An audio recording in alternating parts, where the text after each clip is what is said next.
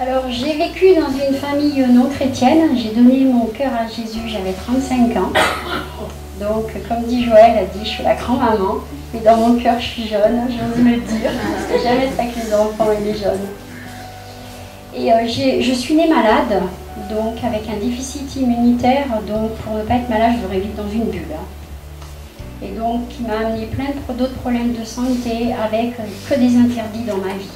Fais pas ci, fais pas ça, Annie, tu vas être malade. Et donc, au travers de tout ça, je ne vais pas vous raconter tout, parce que sinon, j'en ai pour des heures. Je suis assez bavarde. Et puis, à un certain moment, j'ai rencontré l'amour du Père, du Papa Céleste.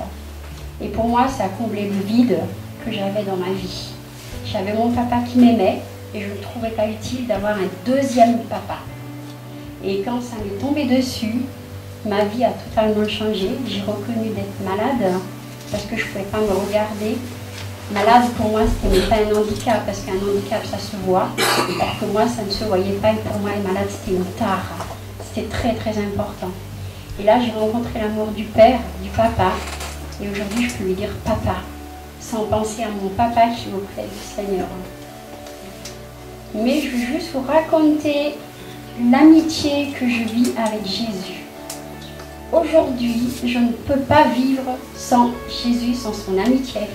Tout à l'heure, on chantait le créateur du vrai bonheur. Y a-t-il un vrai bonheur? Y a-t-il un faux bonheur? Y a-t-il le bonheur?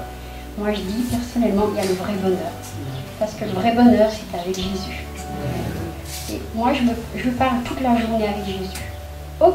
Aucune décision dans ma vie, je ne peux la prendre sans lui. Il fait partie entièrement de ma vie. Et pourtant, le vrai bonheur, je pourrais dire que j'ai pas la santé, j'ai pas d'argent, j'ai pas de maison, j'ai rien du tout, mais j'ai le bonheur de Jésus. Et ça, c'est ce qui remplit entièrement ma vie. Le matin, quand je me lève, j'ai pas de mari, alors je peux pas dire « Oh bonjour mon mari, comment tu vas, je t'aime » ou autre. Mais le matin, je dis « Bonjour Jésus, bonjour papa, bonjour Jésus, bonjour Saint-Esprit ». Ça fait partie de ma vie. Très important. Et le soir, quand je me couche, je me dis « Ah, merci pour cette journée, tu as été avec moi. » Et passer une journée sans Jésus, pour moi, c'est impossible. Mais impossible. Toutes mes décisions, je le prends avec lui. Alors, il y a des fois, je ne suis pas toujours d'accord. Alors, je suis dans ma cuisine, quand je déjeune, j'ai la chaise, et puis en face de moi, j'ai une autre chaise. Et puis quand je ne suis pas très contente que ces décisions n'arrivent pas assez vite, je dis « Jésus, j'aimerais bien que tu sois avec moi. » Mais physiquement, parce que j'ai des choses à te dire, je ne suis pas d'accord. Tu ne m'as pas répondu encore. L'impatience, le manque d'impatience était là. Et il y a des fois, il me répond dans l'immédiat, il y a des fois, il me répond le lendemain, 8 jours après, quelquefois des semaines. Donc je ne vais pas être très très longue, mais je vous encourage vraiment à vivre cette amitié avec Jésus. Ce n'est pas quelqu'un de lointain, c'est quelqu'un qui fait partie de ma vie. Et je crois que si j'étais mariée avec des enfants, je crois qu'il passerait au-dessus encore. Et il y a des fois, quand je suis dans ma voiture, ça m'est arrivé une fois, j'étais dans ma voiture, j'avais 25 km à parcourir, et quand je suis arrivée à destination, je ne me souviens pas du tout de la route. Pendant les 25 km, j'ai dialogué avec Jésus. Je lui ai parlé. J'étais là. Oh, merci Seigneur, j'ai pas eu d'accident parce que je ne sais pas par où je suis passée. Alors que c'est une route que je connais par cœur. Donc je vous encourage à vivre vraiment cette relation avec Jésus dans votre cœur. De vous dire, eh bien, il y a des difficultés. Mais là, il va vous répondre.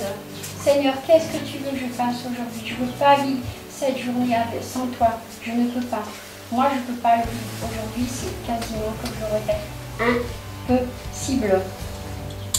Alors, je veux juste vous dire que le mot impossible est possible pour vous de vivre cette relation d'amitié avec Jésus. Pas simplement le dimanche pour lui parler au culte, ou simplement quand on a des soucis, mais simplement lui dire Jésus, je t'aime. Jésus, je suis contente de t'appartenir. Jésus, tu m'as fait du bien aujourd'hui. Jésus, je ne suis pas d'accord avec toi, mais tu me connais. La suite arrivera plus tard parce que tu veux mon bonheur. Voilà, je voulais juste vous communiquer ça.